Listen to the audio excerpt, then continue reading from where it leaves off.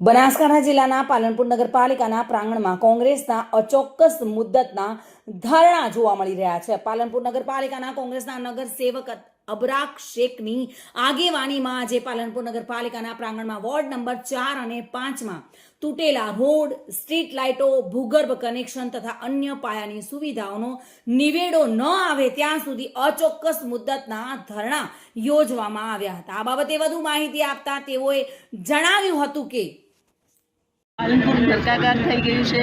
અત્યારે જે સત્તામાં બીજેપીના નગરપાલિકાના સદસ્યો બેઠા છે એમને ખબર નથી એ કયા ગેનમાં કે કયા કેફમાં છે।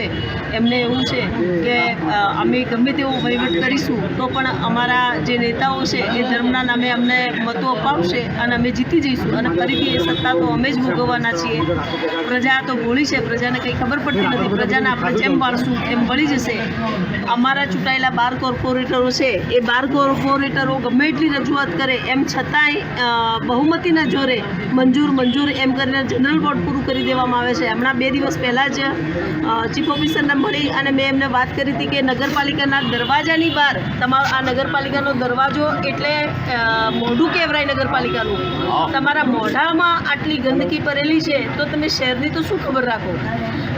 આજે અમારા અબરારભાઈ શેખે 4-5 નંબરના વોર્ડ માટેની વાત કરી છે અને અમે બધા આખા શહેર માટેની વાત કરી છે। ટૂંક જ સમયમાં અહીં તો કાર્યક્રમ છે જ છે। આ કાર્યક્રમ કેટલા દિવસ ચાલશે અમારી તૈયારી છે ફૂલ કે આ જ્યાં સુધી આ લોકોની માગણી ના સંતોષાય ત્યાં સુધી અમે બધા જ એમને સાથ આપીને ઉપવાસ ધરણા પર બેસીશું।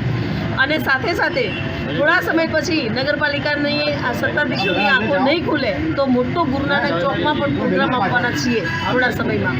બાકી પ્રજા બોળી છે, અમને ખબર પડે છે પ્રજાને ક્યાં ક્યાં છેતરવામાં આવે છે।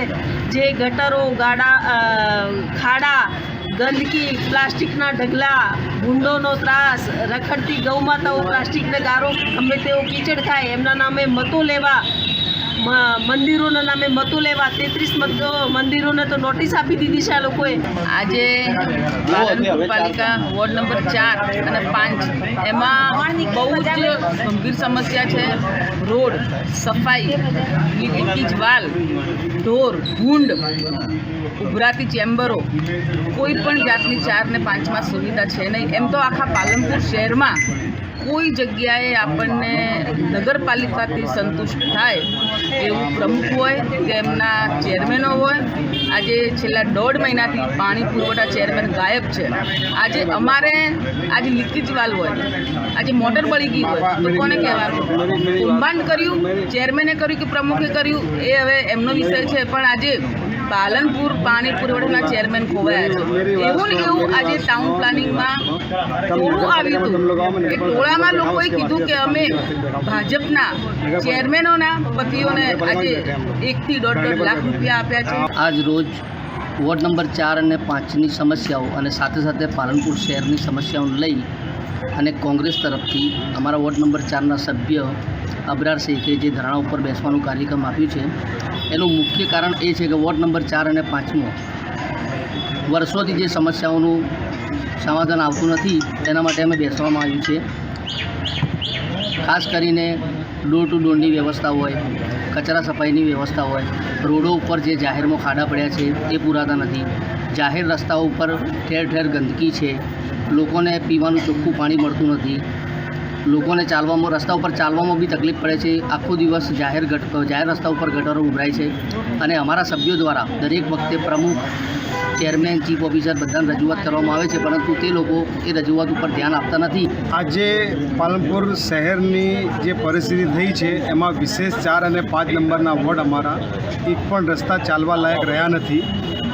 ભૂગર્ભના હાઉસ કનેક્શનની કામગીરી બાકી છે, ઠેર ઠેર ગટરો ઉભરાઈ રહી છે, સફાઈ કરવા કોઈ આવતું નથી અને પાણીના વાલ્વ અને ગટરના પાણી બધા મિક્સ થઈ ગયા છે। લોકો ગંદુ પાણી પીવા મજબૂર બન્યા છે। આજના તબક્કે મારી ચીફ ઓફિસર સાહેબને અને પ્રમુખ સાહેબને આટલી જ વિનંતી છે કે એમને હું નથી કહેતો કે ભાઈ તમે અમારા રોડ વિસ્તારની ફ્લાયઓવર બનાવી દો, પુલ બનાવી દો, પણ માત્ર લોકોના સુખાકારીના જે પ્રશ્નો છે એમાં એક તો રસ્તાઓના જે ખાડા પડ્યા છે એમાં પીસીસી નાખીને પૂરો, અને 4 અને 5 નંબર વોર્ડમાં જે ગટરો અને આજે સલેમપુરાનો રોડ હોય કે મોટી બજારથી લઈ અને નાની બજાર સુધીનો વોર્ડ હોય ઉતાણબત્તીથી લઈ કમાલપુરા ચોકનો જે રોડ હોય એ બધા રોડોને અત્યારે જે ખાડા પડ્યા છે એને પીસીસીથી પૂરી દો.